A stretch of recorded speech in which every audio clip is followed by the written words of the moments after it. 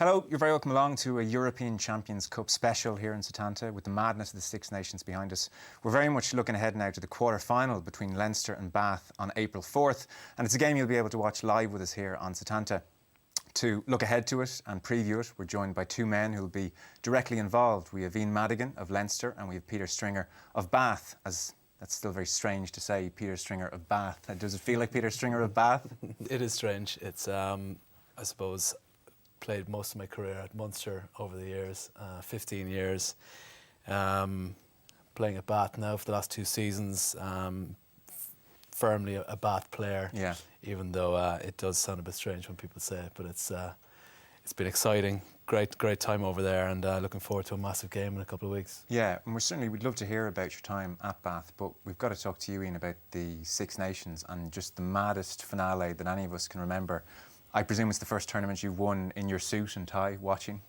Yeah, it was. It was very funny to be out in the pitch in our suits. To be spraying champagne over each other in suits as opposed to jerseys was something I haven't experienced, but it was just as enjoyable, even though we were left sticky for the rest of the night. Like Robbie Henshaw's 21st, I think, was Paul O'Connell's description. That experience, because I heard Devon Toner speaking about it. You watched the first half in the tunnel and then went in for the big gala dinner and watched it on a big screen. Is that downright awful? Is that a terrible experience, or was it bizarrely exciting? It was exciting at times when France were winning 15-7. It was very exciting, and then when England gradually started coming back, and it was turning into a bit of a nightmare. And just the whole time you were trying to work out the maths in your head. What exactly did England need in the second half? And Joe had made it very clear to us beforehand that not to be going too mad at the dinner, cheering England or cheering France on too much or anything like that. And there was a group of us queuing up at the buffet to get a bit of dinner, and just after half time France scored, and we always went, yes, thank God. And even Joe did, and then straight away he just looked at us, he goes, no tells. No tells? No tells. As in, don't give the opposition any signals don't of be your giving mood. anything away. But when Nigel Owens awarded the last penalty, we were all jumping up and down and hugging each other, and then someone spotted in the background that that Huget had tapped and went, and then we were all going nuts again. Yeah. So, but no, it was like a man trolling an entire country when he tapped and ran it. What are you doing? Thank God. I think it was Cockett kicked it out in the end. And, yeah. I'll have to thank him the next time I see him. Yeah. Can I ask you, without wanting to bring up a bad memory for you or systematically destroy your confidence here, but you missed that kick at the end of the game, and I guess for a period of the England-France game, that wasn't such a big deal, but as we drifted into the final 10 minutes and 5 minutes, I suspect it was on your mind. Oh, it was on my mind. Even taking the kick, I knew every point matters. And there's a few guys, not overly celebrating after the game, but obviously delighted. But I felt pretty shook straight away, and I knew that if it came down to England covering the difference by 27 points, that I'd probably be the fall guy. And myself and Johnny Sexton had an embrace after the game, because as he said, he missed a kick that was kind of uncharacteristic, and he put his arm around me in the change room and said, "Look here, it's based over a tournament, and it's not just one kick." And while intellectually you would have understood that, and everyone would understand that, it still, I suspect, would have really hung with you for a couple of weeks. Yeah, and like, to be honest, it still does hang with me, just because we won the tournament. I won't park missing the kick. I'll still address, why I missed the kick. And I had a good chat with Richie, our kicking coach, and he said to me, you really learn a lot from the kicks you miss, not just the ones you get. And I don't know, I'm sure Strings knows from playing many a game in Murrayfield. It's a kind of a tricky wind, and I thought the wind was blowing left to right, and kicked the ball down the centre of the post, expecting it to stay straight and the wind to hit it and bring it back in. And whatever happened, maybe it just stopped blowing for a moment, and the ball just drifted slightly wide. But it's something that hopefully I'll address and get right this Friday against Glasgow. Yeah. Where did you watch it, Peter?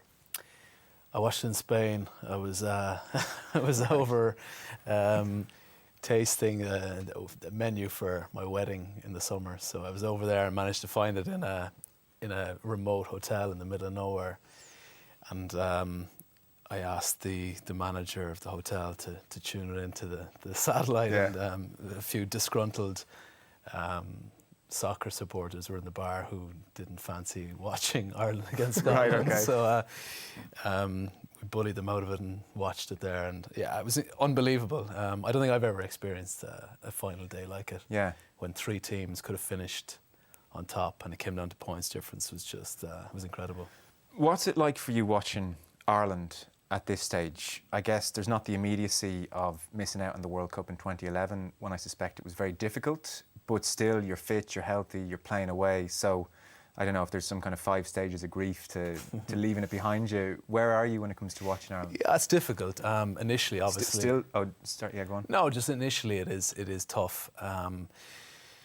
I suppose for as long as I'm playing the game and ambition to play at the highest level, you always have that dream of playing for your country, and that never leaves you. It hasn't left me, and I see that as something that I cling on to for as long as I'm playing. So that's what motivates me to continue playing. I still feel great. I'm in good shape, look after myself, but ultimately you want to play for your country, and having been there before, knowing what it's like, experiencing the highs, being with the guys, representing your country, that's what it's all about. Yeah. So for me, it's tough watching matches. I think initially you probably wouldn't watch games at all when I first finished playing. Like I would say, did you watch the 2011 World Cup games?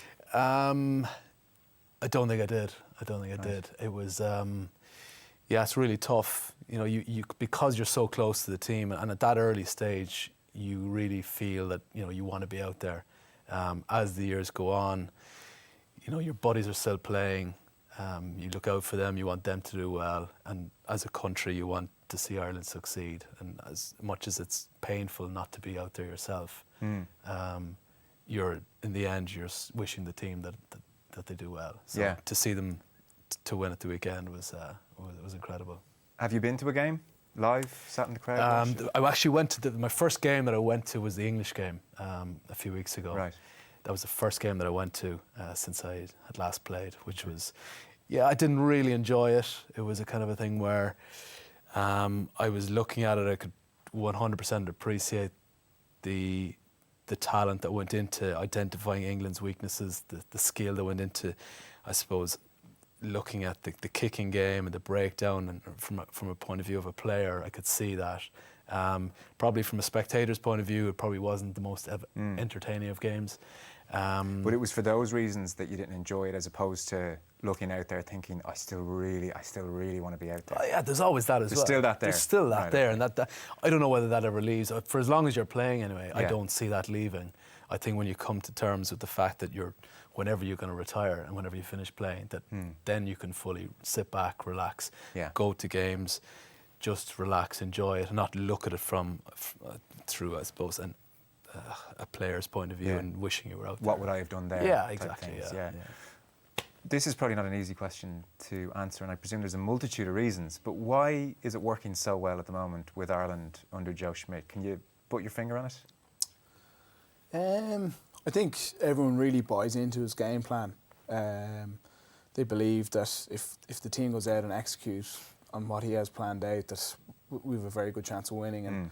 And it's not just Joe Schmidt. I think Les Kiss has done fantastic work defensively, and I think we've conceded 56 points in the championship. England are the next best with 100. We pretty much have the best defence in world rugby. No, our defence is tough to break down. Obviously, I've been behind Johnny, so a lot of the time when I'm in training, I'll be training with the second side, trying to break down the team that's starting that weekend. And I'll be walking back into Carton House after training, raking my brains, thinking, am I good enough? Why can't I break these guys down? And it's almost a vote of confidence for me when I see big teams like France and England going out and only one try between the two of them against Ireland. So it's not just me who can't break them down. No, it's not just me, although I'll keep trying. Yeah. And are you a frustrated spectator when you're watching on the bench and watching Johnny? Obviously he's very good and everyone's aware of that. Do you have to be frustrated as a top player to watch him still? I wouldn't call it frustration. obviously have ambition to start, be it at out half or in the centre for Ireland. And when you're picked to be in the 23, you can't be going in frustrated. You've got to be going in thinking what value can you add to the team. And even though I'd be sitting on the bench, I'd still be playing the game and be thinking, what would I be doing now? Yes. As I'm watching the game, what play would I be calling next? Or it's the mark of a good substitute, I suppose, to be in the game. If they can be in the game, you can't be away with the fairies and then come you on. need to be, because there could be an injury after 5 minutes. You could find yourself right in the mix, and I suppose it's difficult in the week leading up to the game that you're not running with the team that often. You're trying to fill in as often as you can, just so that come game time, if you are needed to step in, that you're just on point straight away. And that's I suppose the mark of a professional, to be ready at every opportunity. Yeah, it takes just game intelligence, discipline, all the boring stuff that's really important. That's brilliant stuff, lads. We are here to look ahead to Leinster against Bath in the European Champions Cup. It's a game you can see live here in the Setanta Sports Pack. And up next, we're going to talk to Peter about life in Bath.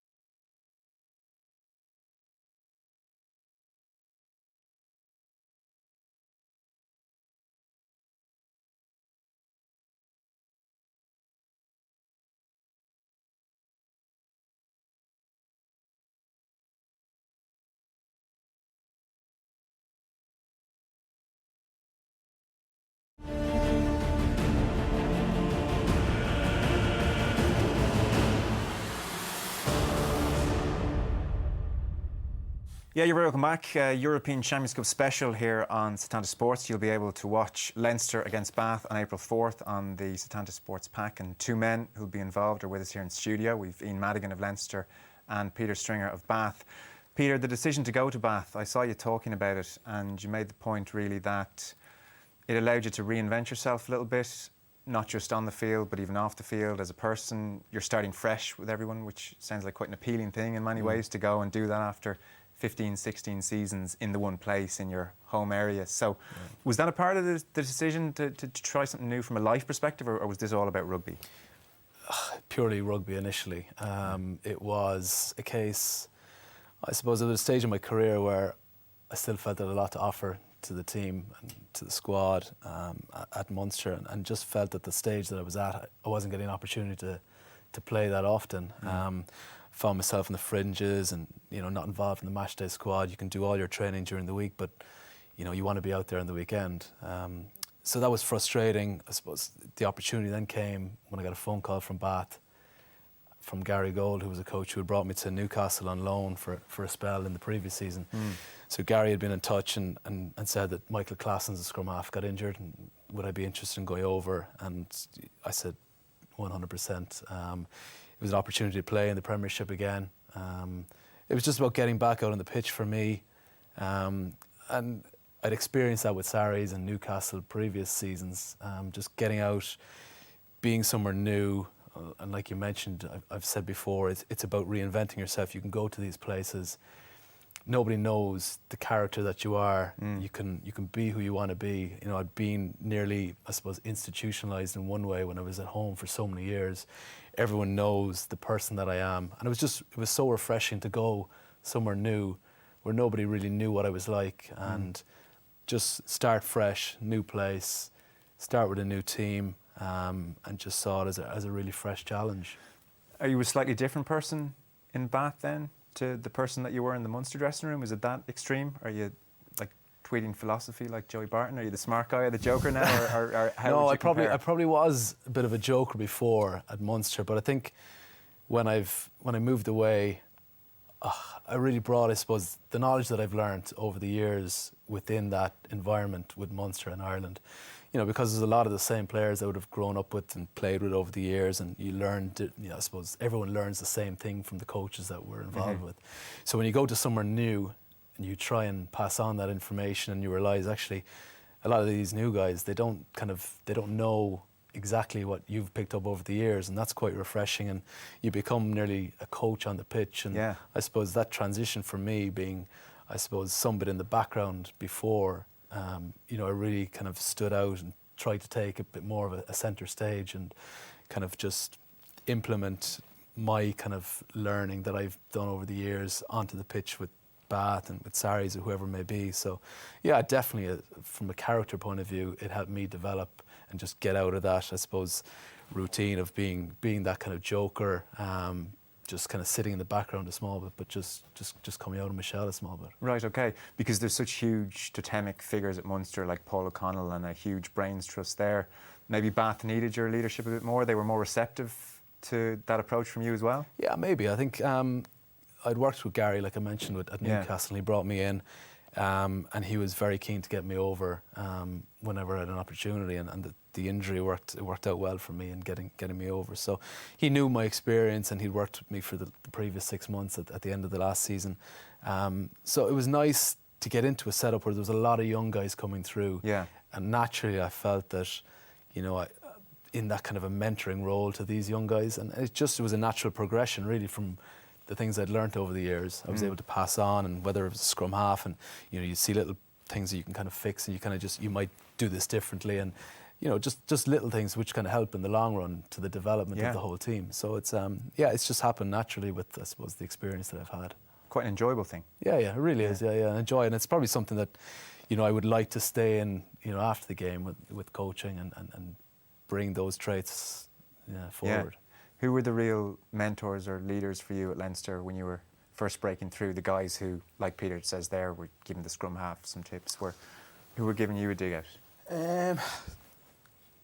It's been a few. Coming through school, Luke Fitzgerald was always someone who was a year ahead of me in school, and he kind of set the benchmark for, you know, across the board. You know, be it in the gym or on the pitch or his lifestyle. He was, you know, he's a consummate professional. And, I remember being about 15 or 16 and thinking, if I can copy Luke and get close to his standard, I won't be too far off. You know, being able to be a professional myself. And then, you know, once I joined the club, Easton Asiwa was someone who I really looked up to, and he, you know, epitomised the culture in Leinster, and he was someone who I got to play a huge amount with. So, you know, in the years I was kind of breaking into the Leinster squad, and you know, kind of 2010, 2011, my opportunities would have come when the internationals would have been away, or you know, the less glamorous fixtures, you know, in the Guinness Pro 12, like maybe Glasgow away or Dragons away, those kind of matches. And Issa would have always been playing in them. And, he was a great man for, you know, reviewing footage with me and you know, telling me what I could have worked on or what I was doing well. And he's someone who I've kept in contact with since he's left Leinster, and someone whose opinion I really value. And then of the current crop, someone like Owen Redden is you know, a real smart guy, and he understands the game very well. And he's almost like an extra coach. He's like a player coach at times. Right. And someone who I really look up to. So it's probably those three at kind of different stages as I've broken into the Leinster team. Yeah. Is it something you've thought about yourself at any stage, going further afield, experience a different culture, a different team? Yeah, you know, I think in professional sport, you know, you'd be naive to rule out moving to another club. You know, I'm really happy in Leinster, you know, and the last contract I signed was 3 years, which, you know, I think indicated that I wanted to stay there. And but you don't know what could happen. You can fall out of favour with a coach, or you could get an injury, or you know, they could bring in someone, you know, who's starting ahead of you. And you know, when your contract's up, you've got to review all of that. And you know, if the time comes that I've got to move across to the UK or to France or to play, you know, in another province in Ireland, you know, I certainly wouldn't rule it out. But at the moment, Leinster's the club I want to be playing for. Because I think people would look at your situation, and you've made it very clear that you're ultimately you'd love to play 10. And I think you've done it in a very open, mature way. It's not been a, I want to play 10 or else kind of a strop. You know, you've said, I'm happy to dig in for the team, but ideally I'd like to play 10. And so you look at someone like JJ Hanrahan, who's made the move, and I think people have looked at you with Sexton's return and thought, is that something that Madigan might be looking at? Yeah, you know, I really respect JJ's move. You know, he's decided that, you know, he's picked a really good club in the UK, and he's going to back himself to start over in Northampton.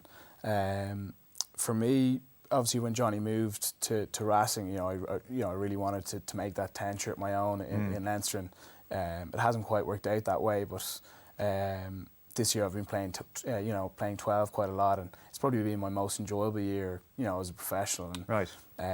You know, the posts are always changing in professional sport, and now that Johnny's coming back to Leinster, I'd obviously be thinking further down the line. You know, how can I fit into the Leinster team? And you know, realistically, that probably is playing at 12. And would you look back, say we're talking in 5, 6, 7, 8 years, and you've had 8 great years playing at 12? Would you look back on that as, not disaster, obviously, but would you look back on that with some kind of regret, or would you be okay with that? No, if I had 7 or 8 years more playing at 12 in Leinster, I think I'd be pretty happy. Okay, so it's not I need to do it at a certain point. No, it's about fitting in, and you know, as Strings was saying earlier, you know, the bigger picture is you want to be playing for Ireland as well, and you know, if I was sitting on the bench for Leinster covering out half, you know, I'm not going to be breaking into the Irish team, and you know, when Johnny does come back, I'll be hoping to fit in alongside him, and you know, put my best foot forward that way. Yeah. What advice would you give to JJ Hanrahan, Peter, or anyone who's made the jump across? Yeah, obviously it's a decision he's made, and I think in the position that he was in with Munster, he wasn't getting game time. I think particularly in the 10 shirt that he's looking at. Yeah. You know, he's filling in at 12, 15 at certain cases. Like, it's different from Ian's point of view. He's a key component within the Irish squad now, and I suppose he's got that factor, you know, to consider as well. You know, potentially if he was to go, but you know, JJ saw it as an opportunity to get over, and like Ian said, the top side in England in the last couple of seasons, and if he gets a starting spot there, you know, that's going to help his game massively in a position that he wants to play in. And, you know, I've played and trained with JJ, and he's a really talented guy. I think he just needs pitch time in that position, and if that works out for him in the UK, then there's opportunities, I'm sure, that teams back in Ireland want to get him back. Yeah. You've enjoyed your time off the field there. Like, I think you were saying that you've decided to live in Bath, in the centre of town. Yeah. It's a beautiful town by all accounts. And really throw yourself into life off the pitch there. Yeah, I think I moved over with my fiancée, and we just wanted to embrace the whole experience, live in town. It's so unique in that the stadium is right in the middle of town, and it's a lovely city. So I wanted to be in town and just to get to know the area, get to know people and the surroundings, and just experience the city to the fullest. You know. Yeah. How does the rugby culture compare to if you're strolling around Limerick or Cork for an afternoon? Yeah, it's not as intense, to be honest with you. It's a small bit more relaxing, even though they're a rugby loving city, very much, you know, like Limerick, but slightly less intrusive, and I don't mean that in a bad way, and slagging off people in Limerick, but you can go and do your shopping in peace, you can walk down the street, and you know, at times, you know, you miss that as well, but it's just completely different, even though they're very knowledgeable on the game as well, and they won't be afraid to pick you up on different things if you don't perform well at a weekend. But it's it's different, but very enjoyable, I must say, very enjoyable. Yeah. And so your time there is coming to an end because it's just so competitive. Yeah. I think there's 3 or 4 there's scrum halves now for next season. So I think they were quite genuine in the way they said we're really sad to all his experience to say goodbye to it. You do want to keep playing though, like this is not retirement in May. No, not at all. And it's a case where, you know, I had a chat with Bath and they were keen to hold on to me in a kind of a mentoring coaching role, which I don't feel I'm ready for yet. I'm just not ready to hang up the boots. I would still want to play. So it's a difficult one. I suppose for the first time in my career, I'm looking at it. you've rolling contracts, and I've had rolling contracts all my career, and it's the first time that I'm out there really looking for something and looking for the right thing. I want to be at an ambitious club. I want to be playing with guys who are looking to win trophies and who want to succeed. So that's the next thing for me, is to try and identify the place where I want to go. And I suppose I'm lucky enough that I'm willing to travel anywhere. The two of us, myself and my fiance, see it as a little adventure for the rest of the year, the few years that I'm playing. Yeah. So it's about finding the right place, making the most of it while I have time left on the pitch, and see where that takes us. That's interesting what you said about finding the right club and that has the ambition. I presume you'd find it horribly frustrating after playing in the great teams that you've played upon to join a team where the culture wasn't right, where shortcuts were being taken, where you would almost have to influence that side of things. You want to go in somewhere where things are done the right way, I presume. Yeah, it's being involved with Munster over the years and Ireland, and I think the work ethic with the teams in Ireland are, up there with the best teams in the world. And I think in moving to the UK, you can see it in glimpses. But to move to somewhere else where you're constantly trying to get the best out of guys, naturally that came to guys in the teams that I've been involved with. And from a professional's point of view, you don't have to try and get the best out of too many people. And I do become frustrated with guys when you see guys cutting corners, who are not doing kind of extras after training. And from professional's point of view, that's so frustrating. I'm sure Ian's the same when you see guys, constantly trying to say to guys, do you want to hang on the pitch here for a minute, do an extra bit of kicking or passing or whatever it may be, and you see guys running off the pitch. But yeah, I think it needs to be the right place, like I've said, to find somewhere that is settling for mediocrity is not what I want. It's not what I want out of the game for the remaining years that I have left. It's, like I said, to find somewhere that wants to win trophies and is, I suppose, is full of enthusiastic people who want to perform at the highest level. Yeah. So there's a very good culture at Leinster. I believe there is. I believe there is. It's Ian was telling me about it earlier. Because the Leinster rumours popped up last month. It did. The first I heard of it was when it just blew up on Twitter and media with, I can't remember which journalist had asked Matt O'Connor about me, and whatever Matt's response was, saying, yeah, I'm sure we'd look at Peter and we'd look at other scrum halves, but since then it's just seemed to blow up. But, like Ian has mentioned, you're not going to rule out any team. It's a job for me. I want to make the most of the last few years that I have. So I look at all options, and I certainly wouldn't rule out anything. Okay, great stuff. We're going to take a quick break. We're building up to Leinster against Bath in the European Champions Cup. April 4th, date of that game, quarter-final. And it's a game you'll be able to see live here on the Setanta Sports Pack. So more thoughts from the lads ahead of that game next.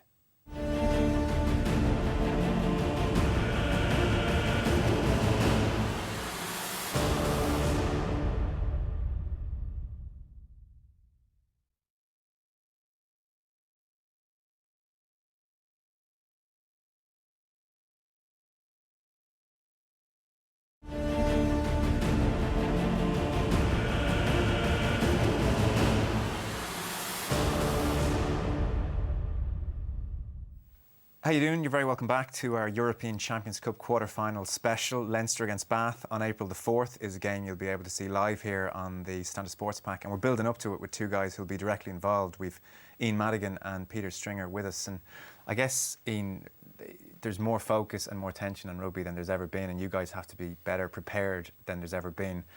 There's guys like Jamie Heaslip who get away from rugby and don't watch much rugby, and I spoke to you a couple of months ago and you were saying that you are an anorak pretty much. You're watching a game of rugby if there's a game of rugby on. Yeah, I enjoy watching it.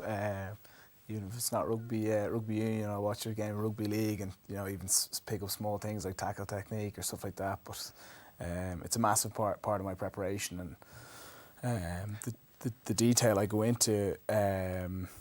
Like for example, if we were playing when we played Harlequins in the Champions Cup, was some a player like Mike Brown. I'd analyse how he counterattacks, and he's the kind of player you catch it with 5 yards from the touchline. He drifts into the 15-metre line, steps back hard, tries to find a tight 5 forward and outrun him. Yeah. So if I'm running up in the defensive line and I'm looking around to see who's with me and who he might try and pick out and and outrun, and that's the kind of detail that's come into the game now. And does that tend to pay off? Do you find yourself on the pitch going, wow, that was exactly what I saw him do the other night on TV, and he's done it, and I've nailed him? I think we are creatures of habit, and the really, really good players have more tricks as such and more things that they can go to. And you have some players who have a really good right foot step, then you have other players who have a really good right foot step and a left foot step, another player who's got both and can hit and spin, or can paddle step. There's so many. So what does Stringer do? He plays a fast tempo game. Like you're just trying to chase his tail. That's what you're trying to do. No, I think it's true though. Like when you analyse guys, I think the guys who are going to step off their left foot, you see it over and over again. You've watched it so many times. But it's difficult. The difficulty obviously then is the fellas who, like you say, can jump and can step off either foot, and you just don't know. Then it's just pretty much staying on your own toes and picking the right side. But all those little things. The game has just developed so much with the analysis. When I first started, there was no video analysis whatsoever. It was just you'd watch a tape, a video of the game, go through it. You'd pause it and watch it again. There'd be no individual analysis done. Now there's movies done on each player, and like Ian said, like on which foot they step off, which hand they carry the ball, and which arm they fend with. So the detail has gone. Would you know that about yourself? Have you ever had someone analyse you for weaknesses? Someone said to you, "You always step off your right foot." I don't know if you realise that. Yeah, I did it before with Alan Gaffney. Obviously, he worked with Leinster and Munster, and when he came to coach us, I did it with him, and I said, "Can you speak to me and as though you're analysing me from an opposition point of view?" And which you find so much out about yourself. What did you find out? I'm not going to tell you. But, okay. Fair point, given the week that's in it. But did you find something out about yourself and go, oh, I need to change that, and then subsequently did change it?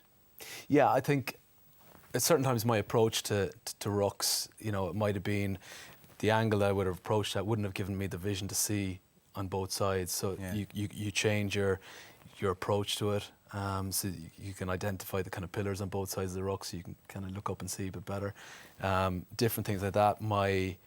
I suppose looking at videos of myself and my support lines, it would have been quite deep, which probably would have been longer if there was any line break and getting support for the offload. So you work on a shallow line of working with those centres if you're going to get over that gain line. So just little things like that where you probably spend a lot of time analysing opposition and the team as a whole. But when you actually do it on yourself, it's you find out a lot about yourself. Have you ever had it done to yourself? To a certain extent, Joe would be very good at giving you feedback and what you're good at and what you need to work on. And sometimes when you're playing against a team, you could have them calling out, watch his right foot step, or watch him show and go, watch the dummy, or whatever it might be. Make you feel a bit self-conscious as you fall and they're calling. Yes, small, but then you can use stuff like that to your advantage then as well, and hopefully create more space for players outside you. But like what we talked about earlier, like when you come up against a really good player who, like we said, can step off both feet, can hit and spin, can do all that. Yeah. You defend him differently. You'll almost defend him with two guys then. You might sit a defender on his outside shoulder, and then if he steps you back on the inside, you've got a guy waiting for him. So that part of the analysis is really big. So you try and nullify their best players. Yeah. So when you're watching a game, and it's funny, I spoke to you in January, and just by coincidence you had watched Bath against Toulouse without knowing that you were going to be coming against Bath, and you were watching, say, George Ford, and I think you were saying you might press pause when he's in certain situations, see what he has on, guess what you do in that situation, press play, see if you're right. Like, it's that level of nerdism going on. Yeah, like a lot. Certain teams would have certain shapes that they go to. Yeah. So a simple thing like someone running a dummy switch to the person outside running a hard line, and then an option out the back. So you'd pause and see, could he have given it to the guy who was running the switch? No, he's defended. Then he's got the short guy running. Could he have given to him? No, he's defended. Could he have given it out the back? No. Yeah. He goes, oh, he could have gone himself there. Yeah. You know, so then you look at the next play and, you know, weigh up the different options. Now, like the way the defences are these days, they're getting harder and harder to break down. So one of my big philosophies would be to try and make, you know, the team we're playing against make good defensive decisions consistently, and in the hope that they're going to get it wrong eventually. So if you just keep testing them, keep forcing them to make the right decisions, then hopefully you'll catch them out eventually. And that might be the time that you come up with 7 points. Right, okay. So these are your fun Friday nights in Madigan. Yeah, exactly. Are you in that league, Peter? Do you watch rugby all the time? I'm not a nerd like that. No. Right. No, I wouldn't. Is this a trash talk ahead of the game kicking off here? I would watch a lot of rugby. I'd watch a lot of the Premiership games. I'd try and get to see a lot of the Pro 12 games, and now the Super 15 starting. And I suppose we were talking about it earlier, but I actually do watch a lot of rugby, even though I probably didn't think I did at the time. Yeah. If there's a game on, I'll watch. If there's 2 or 3 games on in a row, I'll watch it again. I'll watch rugby league. For enjoyment, or is it work? It's enjoyment. I think when we spend so much time, I suppose, on computers analysing our own game, opposition. You know, we're in at work at 8 o'clock and you leave at 4. A lot of that would be meetings, and it'd be quite intense in preparation for the weekend. So I'd watch games, say on a Friday evening if we were playing on a Saturday. I would watch a game on a Friday night, and it would be, you'd take bits out of it, but it would be from, I think, an enjoyment point of view from just watching a rugby game. Yes, okay. And like obviously, like Ian is talking about the detail that they go into there, and that's just the nature of the game now. You've got to keep up with the times, and the analysis that goes into it is incredible. It strikes me with you, Ian, that it doesn't feel like work to you, that you're actually fascinated by this stuff. Yeah, I'd also be looking at these players going, geez, that's really good. I wonder, could I try and do that, or could I add that into my game? Or, geez, like someone like George Ford, like, oh, he disguised that pass really well. So you're looking at other players thinking, can I add that to my own game? And the good thing as well with rugby, you know, you might play against Cardiff early in the season and you do a lot of video work for that, and then you're playing against Wales in the Six Nations, and you're coming up against those same players again. Yeah. So you've done the video work on them, and then you're playing them for a second time later on, for a third time later on in the season. So it's not like you have to do it for 15 players for every single game. Yeah. So you have a body of work there. The more work you do early on, you know, it really stands to you. It's great that you're still as into it, Peter, after 17, 18 seasons. And I was reading even just in the last year or so, you've given up dairy, you've given up wheat, you've never taken a drink. This is very impressive stuff. Yeah, pretty boring, isn't it? Just in the last 3 years, I've always tried to look after myself, and I suppose just to make the most of the career that I have and the time that I've left in the game, the last 2 or 3 years, I've just, even for me, just taken it to a new level, and it's a bit of an obsession with nutrition. So give us your daily regimen. Initially I went for a food intolerance test done because I knew something was playing up in my stomach. It was just something wasn't right, and it came back that wheat and dairy were 2 triggers for me. So since I cut those out, it just felt so much better. It's just general day to day, just feeling really good, more energetic, just the will to go and train on my days off and just get more work done, and I feel better the more work that I actually do nowadays, which is quite unusual, I think. But it's day to day I'm just pretty strict. The joy, I suppose, of training in Bath, we've a setup which is really professional. There's 4 full-time chefs at the club, so they cater for all dietary requirements. So a lot of guys might have an egg allergy, whatever, but it's each player's meal is tailored to its needs. It's incredible. So for me, you know, they use different milk and just eggs without milk, and it's just it's incredible. Yeah, it's one of the great benefits of being a professional. To have it is. And I think if they look after the players and to make sure the players do their work, then hopefully that will translate onto the pitch at the weekend, and that's the mindset behind it. Yeah. Is it important to decompress from it all? to not think about rugby for 24, 48 hours, or do you ever feel that need? Oh yeah, I think if you don't have a switch off, you'll burn out, very quickly. And, what do you get up to, or is there anything in particular? Yeah, if the weather was good, I'd go out for a round of golf, or a few of us are into horse racing, might go down and spend a day out at the races, or go to the cinema and watch a movie, and the usual stuff, really. Yeah, the usual stuff. Go out for a nice meal, that kind of thing. But no, it's very important you're able to switch off. Do you find it easy to do that? Like, will you, not to bring it up again, but say for instance, kick against Scotland? Will that be a reoccurring thing in your head for a week or two now, or is it easy to put that to bed? Yeah, no, there will be times when I think about it, and like I was going out, practicing my kicking this morning, and driving in, I was thinking about the kick, and what would I have done differently, and if I have a kick in that same position, what will my thought process be slightly different? And but the mental part of the game, is getting bigger and bigger, and like even before a match, for example, like I'd schedule, a lot of our games are in the evening, but I'd schedule in maybe a walk. I'd go out and walk Dunleary Pier, and I'd be visualising what I'm going to do in the game that night, and that could be down to tackles I'm going to make, or passes I'm going to execute, all the way down to my full routine when I'm place kicking. So then, when I get to the game, I feel like I've already played it in my mind. Right. So, and have you, because Padraig Carrington, a guy, tons of experience, 3 majors, we know how thoughtful and intelligent he is. He was even talking recently that he's still not happy with his pre-shot routine. Now, in some ways, he may never be happy with anything he does. He's just that type of character. But are you happy with your kicking routine? Are you happy with the level you've reached? I know you worked with Enda McNulty as well. Yeah, like I've worked very closely with Enda and Richie Murphy, and what we worked towards was just decluttering everything. So when I'm practicing in the RDS today and there's no one around, the process that I'm going through is the exact same process that I'm going to go through in a match. So when I'm standing over the kick and I've got 2 cues that I'm concentrating on, it's going to be the exact same when I'm playing in the Aviva against Bath. I'll be standing over the kick thinking of those exact same 2 things. I'm not going to be thinking, Jesus, this is such a big occasion, there's 50,000 people here.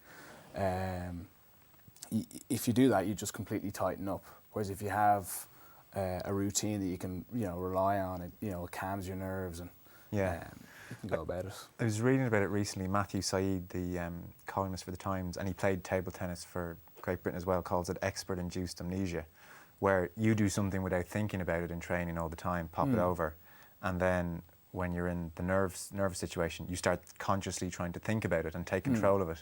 And that's not how you've practiced for the last 10 years. So you're almost like back to your 18-year-old self, trying to take control of the situation again, and that's a scary place to be. Yeah, like you want it to happen as naturally as possible. Like, I'm sure it's strange when you're passing, you're not thinking, I've got to get my hands through this ball. You're just catching and letting it happen naturally, because you've done it, millions of times. Is. Like, it's a case, I suppose I'm a bit more practiced at it than you do in the game. But it's like when you're learning, like with anything, you're looking at your hand positioning on the ball, you look at your foot position, your body height, the finishing position of your arms, and getting through the ball, and all of these little bits. And you can, when you're learning, and you can overanalyze it, and you can, if you focus on one little bit, then you'll forget about the next bit. But it's just repetition and practice, and you get into that kind of routine. Once you're doing the right thing initially, then it's just to keep going with it and keep going with it and keep practicing at that, and eventually then it just becomes second nature too. So say, for instance, 09 Millennium Stadium in Cardiff, and you're throwing the ball to Ronan O'Gara for the drop goal. Yeah. Are you getting a little bit nervous? It's hard to make that just like any other throw. You don't want to screw that one up. No, the one thing about that was I wasn't nervous about the pass. I was more nervous about Rory Best ran around in between just as I was about to pass it first time. Probably did. But what you're worried about are probably the external things that can affect that pass. So whether someone's foot is on the ball, or the Welsh counter-ruck a small bit and they shunt one of my own second rows back on top of me. Something else that I suppose you're not used to when you practice kind of day to day. The actual routine of the pass isn't the issue. Okay. That is locked in place and you know what you're doing. It's everything else. I suppose you delay the timing of the pass. You know, the Welsh are obviously looking to charge down the ball, so the timing is crucial. But the actual, I suppose, physical act of passing the ball to the target is the routine part of it.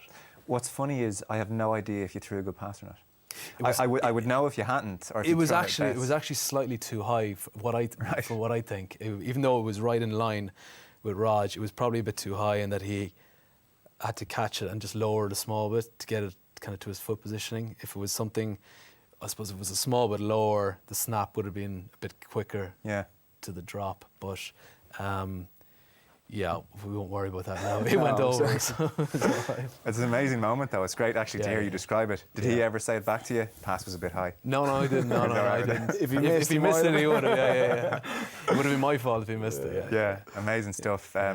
We've got Ian Madigan and Peter Stringer with us here, looking ahead to Leinster against Bath, Aviva Stadium, 4th of April. It's a game you'll be able to see live here on the Setanta Sports Pack. So we're going to get some final thoughts from the lads in just a minute.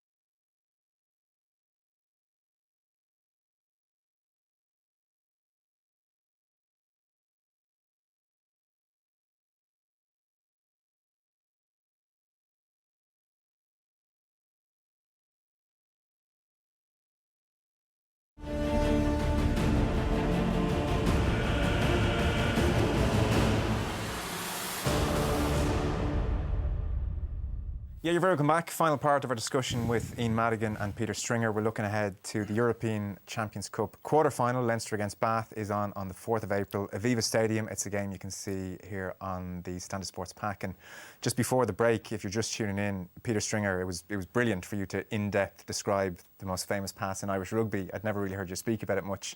And during the ad break, you were just giving him some tips on for when you guys play together next season, how you like your passes. But you were saying high, he was, again, for people tuning in, Peter was saying high, low. It was a bit high for O'Gara.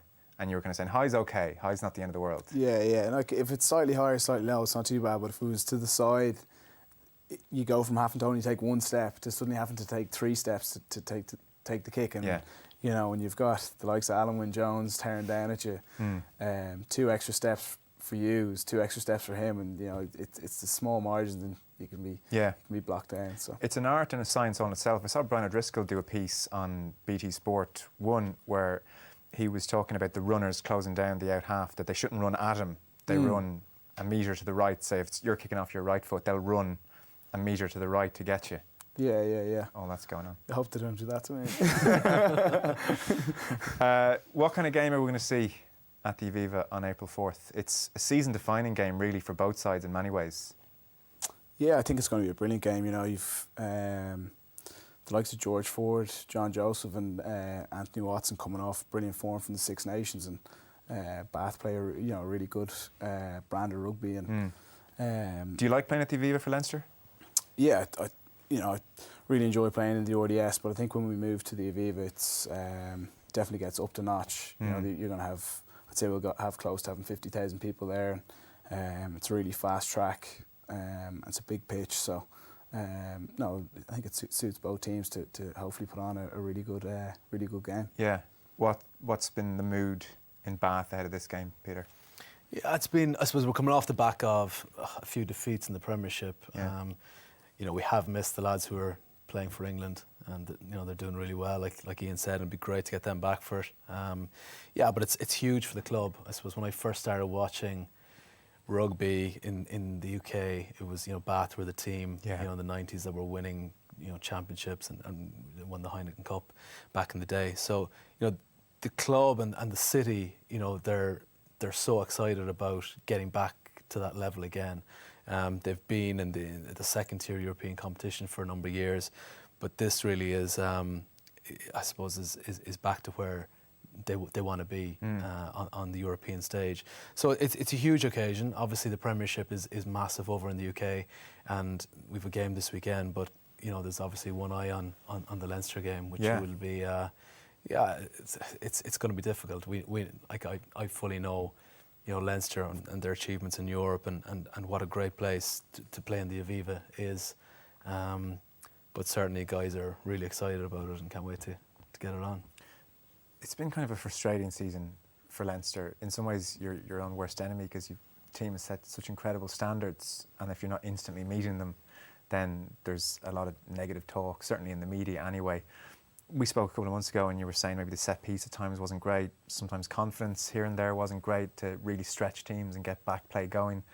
Has it been frustrating on the inside? Has it been tetchy? Because there's such a winning culture there, I guess you guys can't be happy. Yeah, no, there has been times when it has been frustrating, but I think the change in the Guinness Pro 12 this year to have that you have to qualify for Europe has definitely made the league more competitive. And it's much harder to win on the road than it was 2 or 3 years ago, I think. Right. And then there's been a knock-on effect of that of teams that we were almost expected to beat were beating us, and we haven't quite got the momentum that we've had in previous seasons, but there's definitely a belief in the team that we can hit form and hopefully finish the business end of the season, hopefully hit form and go on a good win of games. Yeah. I presume it hasn't been as doom and gloom a scenario within the camp. No, when I'm sure Strings knows as well. Like when you're inside and you're experiencing it yourself, when things are going really well, people don't get carried away with themselves, and when things are going very badly, it's not like people are running around the place going mental either. We've a great coach there in Matt O'Connor, and the squad has full belief in the direction he's taking us. So with that in place, we still think that we're in a good position at this stage in the season. Yeah. Well, listen, thanks for being with us. Best of luck, Peter, wherever you end up next season. I'm sure we'll talk to you in the meantime. April 4th is when Leinster Bath is on at the Aviva Stadium. As the lads were saying, it should be a brilliant game, and if you can't make it to the stadium yourself, you can watch it with us on the Setanta Sports Pack. So that brings to an end our European Champions Cup special. We'll talk to you again. Good luck.